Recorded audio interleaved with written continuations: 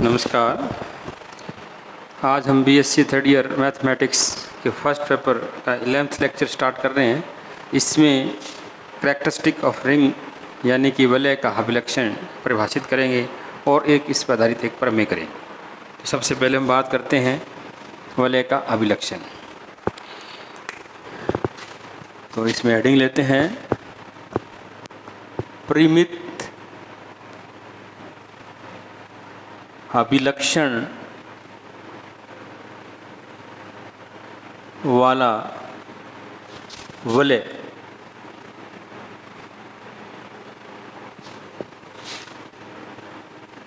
यदि R plus dot कोई वलय है जिसका शून्य अवयव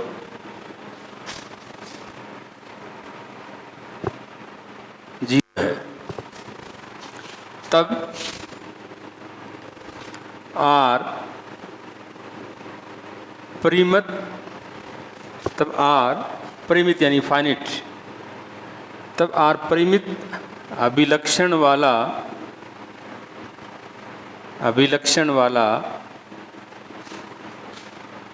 वलय कहलाता है यदि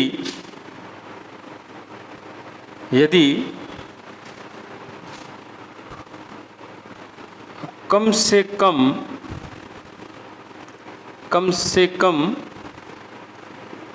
एक धन पूर्णांक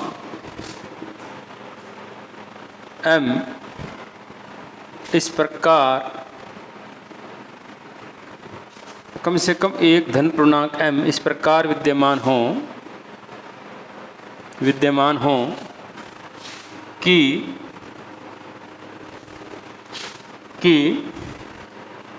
m a equal to zero element is true for all a belongs to R। अर्थात a प्लस a कितने टाइम्स m बार करने पर हमें क्या प्राप्त हो जाए? 0 प्राप्त हो जाए। ट्रू हो सभी अवयवों के लिए, R के सभी अवयवों के लिए ये चीज़ सत्य हो। तो कोई वलय R परिमित अभिलक्षण वाला वलय कब कहलाता है? जब एक धन पूर्णांक यानी कम से कम एक धन पूर्णांक, ज़्यादा भी हो सकते हैं लेकिन कम से कम एक धन पूर्णांक m ऐसा विद्यमान हो कि ये शर्त संतुष्ट हो, तब हम ये कहते हैं ये वलय क्या है? ये वलय है परिमित अभिलक्षण वाला वलय है, यानी कि फाइनाइट कैरेक्टरिस्टिक वाला वलय है। इसमें नोट लगाते हैं। नोट, यदि ऐसा कोई धन पूर्णांक m विद्यमान नहीं हो जिसके लिए ये शर्त संतुष्ट हो, तब हम ये कहते हैं ये शून्य अभिलक्षण वाला वलय है। यदि ऐसा कोई धन पूर्णांक m, यदि ऐसा कोई धन पूर्णांक m विद्यमान न हो जिसके लिए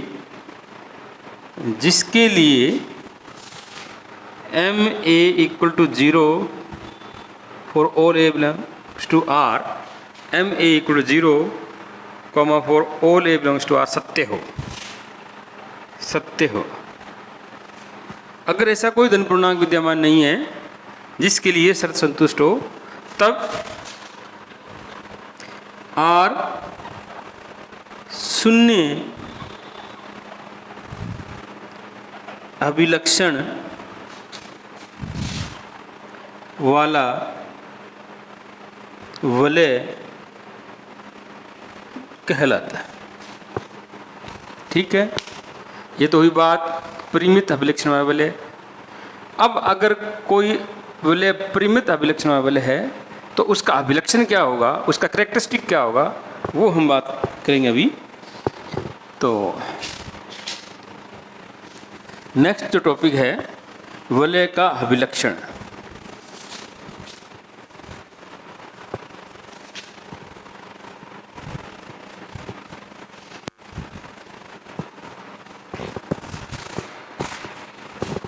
नेक्स्ट टॉपिक है वलय का अभिलक्षण, यानी कि characteristic of a ring. Characteristic of a ring, इसमें लिखेंगे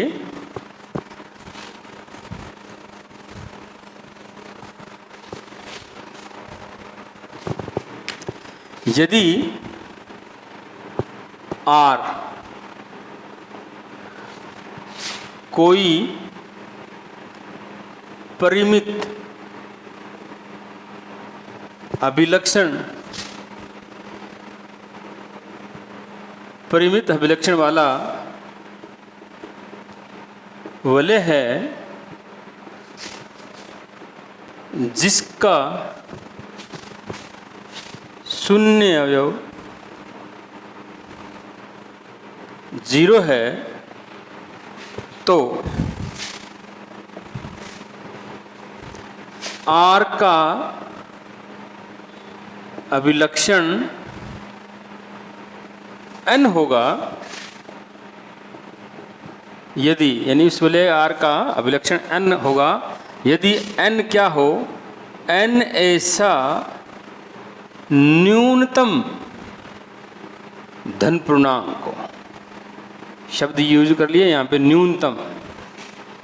यदि R का अभिलक्षण n कब होगा, यदि n ऐसा न्यूनतम धन पूर्णांक हो कि क्या शर्त संतुष्ट हो, NA = 0 true for all A belongs to R। इसको मतलब A प्लस A कितनी बार, n बार प्लस करने पर क्या आ जाए, 0 आ जाए, और true for all A belongs to R। तो यहाँ ध्यान ये रखना है, ये n क्या चीज़ है, न्यूनतम धन पूर्णांक। तो इसी वलय R कोई परिमित अभिलक्षण वाला वलय है और इसका शून्य 0 है। हम 0 ले रहे हैं, बीच में प्लस नहीं लगा रहे हैं, अब ध्यान रखो। तो इस R का अभिलक्षण n कब होगा, यदि n ऐसा न्यूनतम धन पूर्णांक हो कि NA = 0 true for all A belongs to R। अब नोट लगाते हैं। नंबर 1, यदि इसमें पहले एग्जाम्पल ले लेते हैं। चलो एग्जाम्पल नंबर 1, यदि Z4 = 0 1 2 3 लेते हैं तो हमें पता है ये, तो वलय Z4 + 4 और गुणा 4, इस यदि Z4 में हम ये एलिमेंट लें तो अब ये हमें पता ये वलय होगा। तो इस वलय में शून्य अवयव क्या है, पहली बात इस वलय का शून्य अवयव क्या है, 0 है। और इसके बाद में 1 × 0 यानी 1 0 लिख सकते हैं, 2 0 0 3 0 0। ये यहाँ पे 2 0 का मतलब मैं यहाँ लिख देता हूँ। चलो 2 0 का मतलब 0 + 0 बराबर 0 आता है। तत्समक अवयव का योग वही होता है सेम। मान लो E + E करते हैं तो आपको पता है E होगा। 3 O का मतलब 3 0 + 0 + 0 बराबर 0। 4 0 का मतलब 0 + 0 + 0 + 4 बार बराबर 0। इसी प्रकार हम आगे लिख सकते हैं, रिक्वायरमेंट जैसी भी हो। तो 0 को तो ये लिख दिया, फिर 1 4 1 4 1 को हम 4 बार जोड़ेंगे, 1 को हम 4 बार जोड़ेंगे तो 0 आएगा। 1 को 4 बार जोड़ेंगे तो क्या आएगा, 0 आएगा। फिर 1 को 8 बार जोड़ेंगे तो 0 आएगा, 1 को 12 बार जोड़ेंगे तो 0 आएगा। इसी प्रकार आगे फिर हम बात करते हैं 2 की। तो 2 को 2 बार जोड़ेंगे, 2 + 2 तो 0 आएगा। फिर 4 2 0 आएगा, फिर 6 2 0 आएगा, ये इस प्रकार, ठीक है।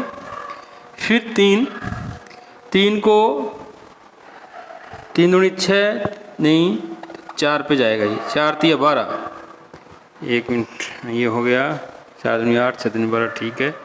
तो 4 3 12 यानी कि 3 को 4 बार जोड़ेंगे, 3 को 4 बार जोड़ेंगे, 1 2 3 4, इसका 0 आएगा।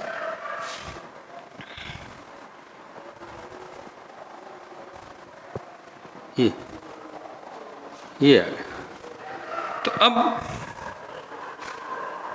ध्यान से देखो आप, न्यूनतम धन पूर्णांक 4 देखो आप, 4, सिंस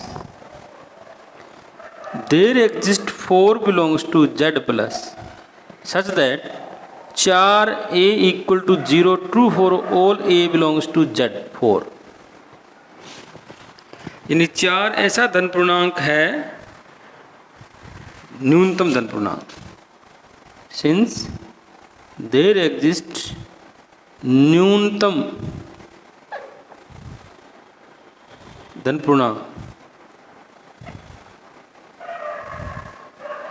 देयर एग्जिस्ट न्यूनतम धन पूर्णांक 4 सच दैट 4 A बराबर 0। देखो 4 ये रहा, यहाँ पे 4 0, फिर 4 1 4 2 4 3, ये। तो इसका मतलब ये हो गया वलय Z4 का जो अभिलक्षण है वो कितने हैं, 4 है। वलय Z4 का अभिलक्षण कितना हुआ, 4। इसी प्रकार हम और चेक कर सकते हैं। दूसरा एग्जाम्पल नंबर 2, ये वलय है Z प्लस गुणा। अब ध्यान से देखो, इसका जो शून्य अवयव है वो है 0। अब मैं 1 को ले रहा हूँ, क्या 1 को कितनी बार जोड़ने से, मतलब 1 को कितनी बार जोड़ेंगे 0 आ जाए, तो 1 को कितनी बार भी जोड़े 0 कभी नहीं आ सकता। तो इसका मतलब ये हुआ कि इसमें ऐसा कोई धन पूर्णांक विद्यमान नहीं है, यहाँ ऐसा कोई धन पूर्णांक m विद्यमान नहीं है जिसके लिए m(a) बराबर 0 true for all A belongs to Z सत्य हो। ऐसा कोई नहीं है, चाहे आप 1 ले लो तो नहीं होगा, 2 ले लो तो नहीं होगा, 2 को कितनी बार भी जोड़ो 0 नहीं आ सकता कोई भी, 3 को नहीं आ सकता। तो 0 के अलावा किसी भी अवयव को लेके बात करें तो कोई ऐसा मतलब धन पूर्णांक नहीं है जिसको लेके ये शर्त संतुष्ट हो जाए। तो इसका मतलब ये हो गया, ये जो वलय Z प्लस ये शून्य अभिलक्षण वाला वलय है। इसी प्रकार ये जो वलय है कौन सा, R प्लस डॉट ले लेते हैं, Q प्लस डॉट ले लेते हैं, C प्लस डॉट ले लेते हैं, ये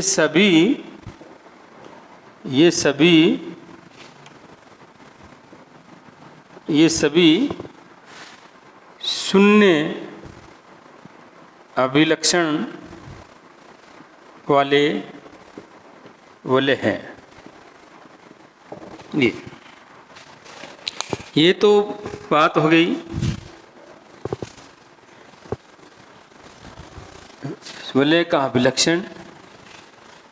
अब हम बात करेंगे, नोट लगाओ, नोट यदि r प्लस डॉट कोई तत्समकी वलय है, कोई तत्समकी वलय है जिसका शून्य अवयव 0, जिसका शून्य अवयव 0 एवं इकाई अवयव वैसे तो 1 लेते हैं, लेकिन मैं यहाँ ई ले रहा हूँ, इकाई अवयव ई हो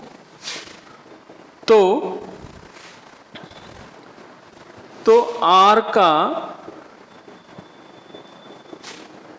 अभिलक्षण n होगा। तो इस वलय R का अभिलक्षण n होगा यदि n ऐसा न्यूनतम धन पूर्णांक हो, न्यूनतम धन पूर्णांक हो कि n e बराबर 0 सत्य। n ऐसा न्यूनतम धन पूर्णांक हो कि n e बराबर 0, सिर्फ इतना ही n e, अर्थात n यानी कि e प्लस e कितनी बार, n बार। इकाई अवयव को n बार जोड़ने पर क्या मिल जाए, हमें शून्य मिल जाए। अब हमें अगर ये तत्समकी वलय है तो केवल n e बराबर 0 ही चेक करना है, यानी कि ये चीज़ चेक करनी है, सिर्फ बाकी कुछ नहीं देखना। अब देखो क्योंकि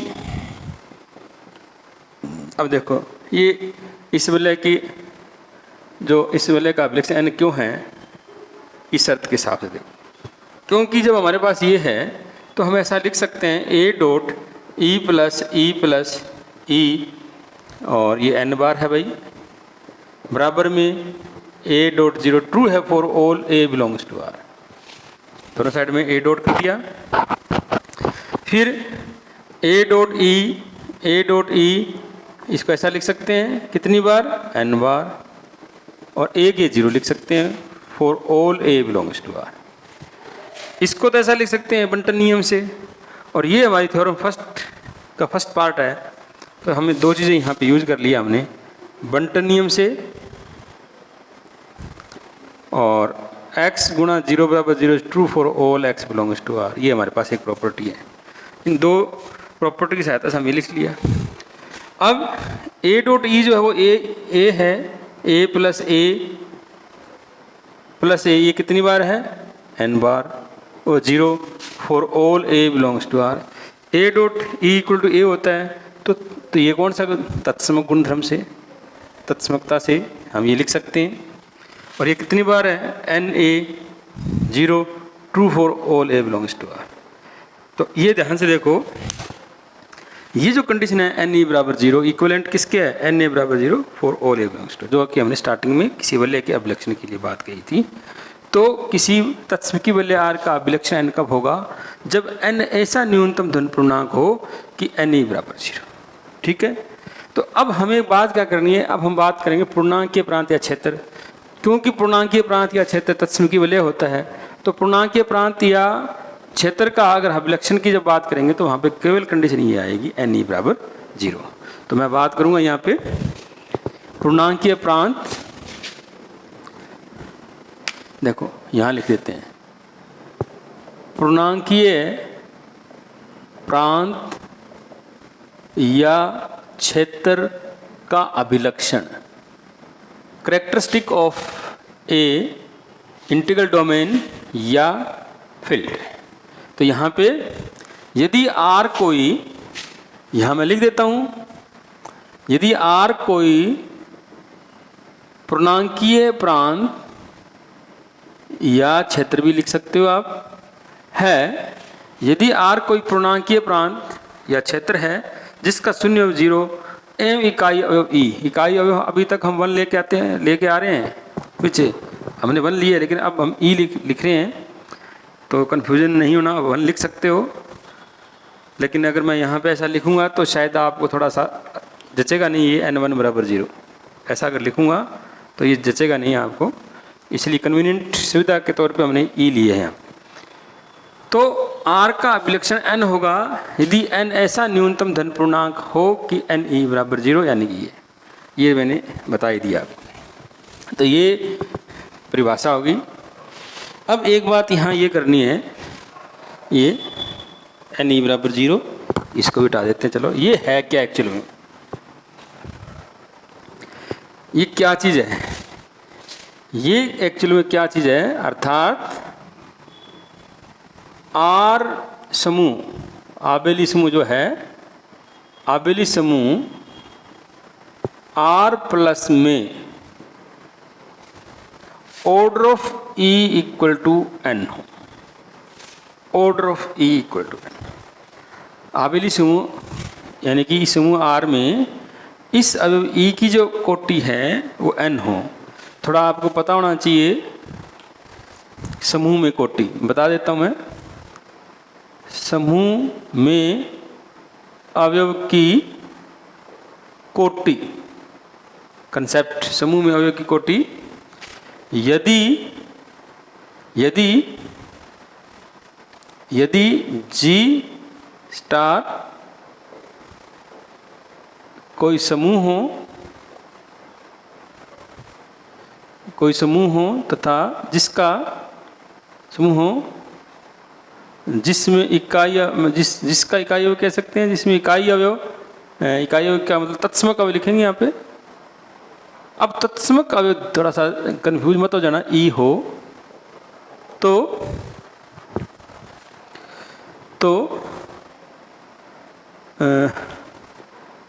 अवयव A बिलोंग्स टू G की कोटि n होगी यदि G हमने एक समूह ले लिया, एक बात ये, एक हमने यहाँ पे तत्समक E लिया है यहाँ पे।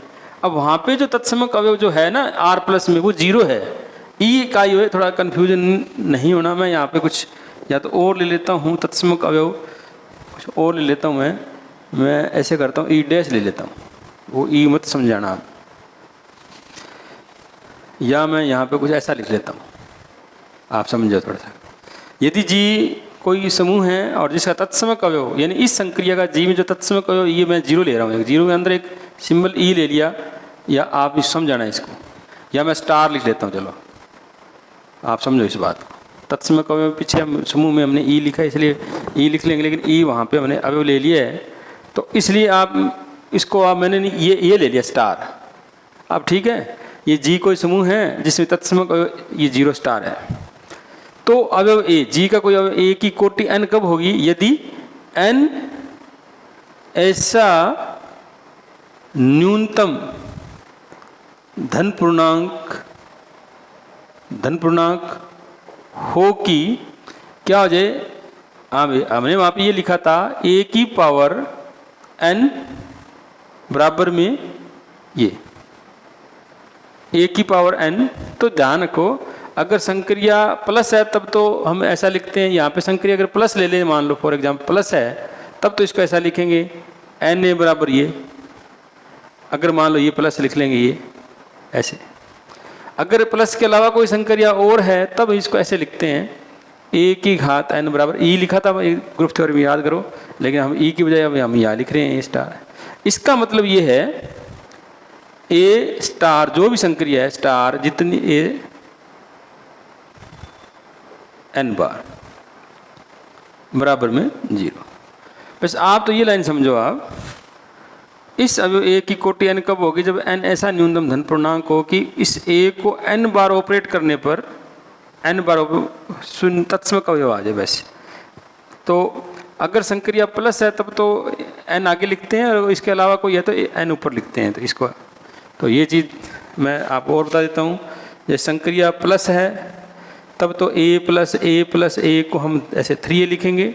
अगर संक्रिया मतलब कुछ और है, मान लो स्टार है, तो A स्टार अगर A है इसको ऐसा लिखेंगे, यानी कि अगर गुणा है तो आपको क्लियरली समझ आ जाएगा, A गुणा A को हम क्या लिखेंगे, A क्यूब लिखेंगे। तो ये संक्रिया क्योंकि हमारे पास हम प्लस लेके चल रहे हैं इसलिए इसके आगे लिखा है, पावर नहीं लिखा है इसमें। तो ये थोड़ा सा कोटि की डेफिनेशन है। और तो अब क्या हुआ, समझो इस बात को। तो पूर्णांकीय प्रांत या क्षेत्र का अभिलक्षण n कब होगा?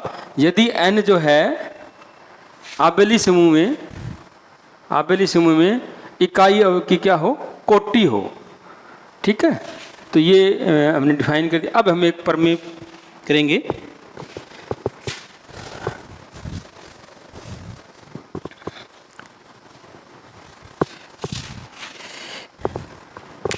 थ्योरम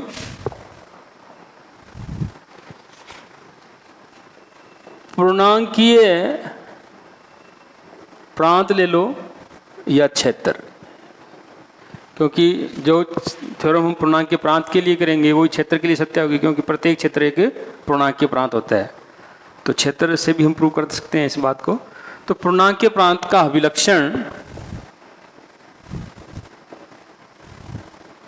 अभिलक्षण शून्य या अभाज्य संख्या होती है।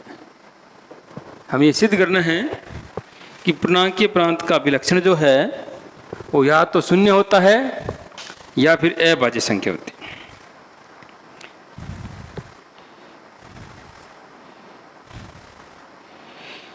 का अभिलक्षण या तो शून्य होता है या अभाज्य संख्या होती है। ये थ्योरम है आपकी 1.7, स्टेटमेंट देख लेना पेज नंबर 14 के ऊपर। ठीक है, अब इसको करते हैं अपने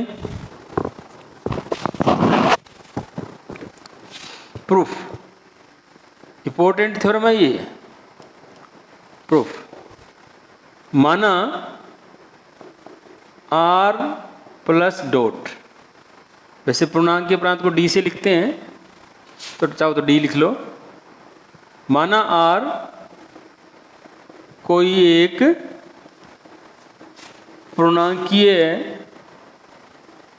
प्रांत या आप क्षेत्र भी लिख सकते हो, क्षेत्र है जिसका शून्य अवयव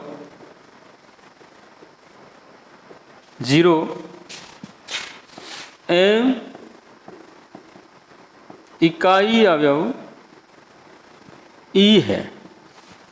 ये तो हमने मान लिया कि r कोई पूर्णांकीय प्रांत है और जिसका शून्य अवयव 0 इकाई अवयव तथा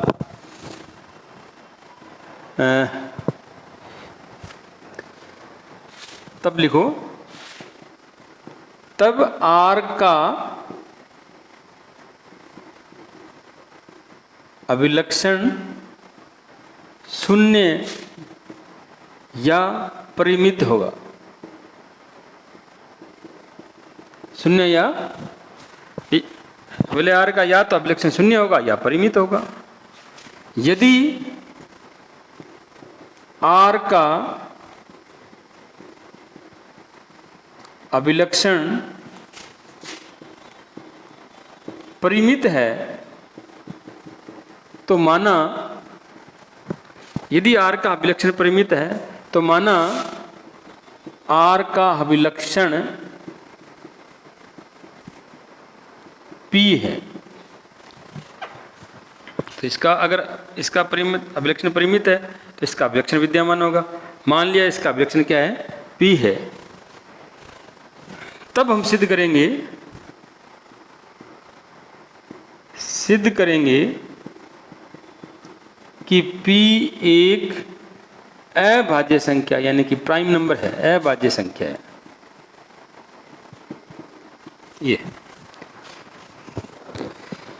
हमने r को पूर्णांकीय प्रांत मान लिया और इसका शून्य 0 और इकाई ई है, तब r का अभिलक्षण या तो शून्य होगा या परिमित होगा। यदि r का अभिलक्षण परिमित है तो मान लिया कि r का अभिलक्षण p है और तब हम सिद्ध करेंगे p एक क्या अभाज्य संख्या है। तो यहाँ पे लिखेंगे यदि संभव है तो माना p एक अभाज्य संख्या नहीं है, p अभाज्य संख्या नहीं है। ये मान लिया एक बार के लिए।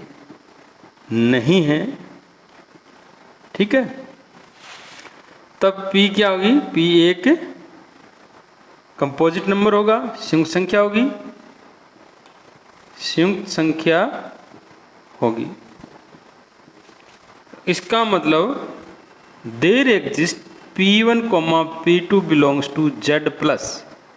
दो धनात्मक पूर्णांक संख्याएं P1, P2 ऐसी जरूर होंगी जो एक से बड़ी P1, P2 बराबर हो सकती है, सेम हो सकती है, लेकिन P से छोटी, यानी एक और P के बीच में।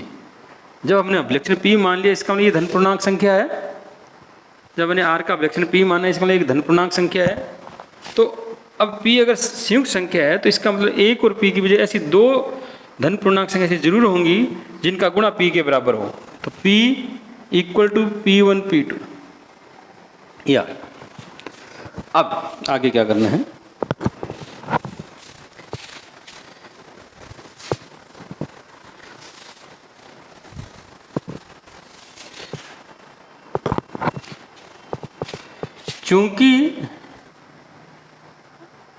चूंकि पूर्णांकीय प्रांत R का अभिलक्षण P है, इसलिए हम PE इक्वल टू 0 लिख सकते हैं। इसको PE इक्वल टू 0 लिख सकते हैं। फिर इस P की जगह हम क्या लिख सकते हैं? P1, P2 E बराबर 0 बाई फर्स्ट लिख सकते हैं। और फिर P1, P2 E को हम E लिख सकते हैं 0, E इंटू E लिख सकते हैं। E क्या चीज़ है? इकाई अवयव है। अब इकाई अवयव कितनी बार भी गुणा करो E आएगा, ये हमें पता है। फिर इसको ऐसा लिख सकते हैं P1E डॉट P2E बराबर 0। अब जो ये P1E और P2E जो है, P1E और P2 जो E है, ये बिलोंग्स टू R, दोनों जो R के अवयव हैं ये। और तो P1E बराबर 0 या P2E बराबर 0, क्योंकि R जो है वो शून्य भाजक रहित वलय है। R क्या है? शून्य भाजक रहित वलय है। क्यों है शून्य भाजक रहित वलय? क्योंकि ये पूर्णांकीय प्रांत है, तो शून्य भाजक रहित होगा, शून्य भाजक रहित होगा, तो हम इसको ऐसा लिख सकते हैं। इसका मतलब ये हो गया, इसका मतलब हो गया जब R का जो अभिलक्षण P1 से छोटा है, यानी कि इसका मतलब R का जो अभिलक्षण है वो less than equal to E, sorry P1। इसका मतलब ये है, इसे हम ये लिख सकते हैं P1 R का जो अभिलक्षण है, क्योंकि P1 धनात्मक संख्या है, तो इसका मतलब जो R का जो अभिलक्षण है वो P1 के बराबर या इससे छोटा होगा, ठीक है, या R का अभिलक्षण less than equal to P2, ठीक है। R का जो अभिलक्षण वो P माना हुआ है, लेस देन P1, या जो कि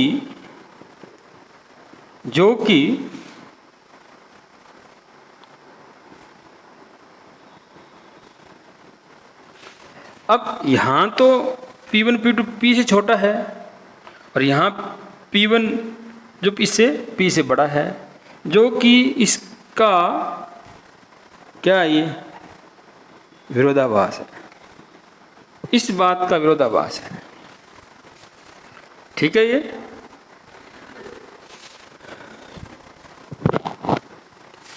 अतः हमारी पूर्व मान्यता गलत है। तो इसका मतलब ये हो गया P एक अभाज्य संख्या, या तो उपरोक्त से स्पष्ट है, उपरोक्त से स्पष्ट है कि पूर्णांकीय प्रांत का अभिलक्षण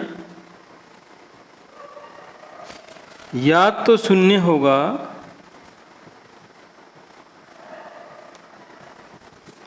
या अभाज्य संख्या होगी।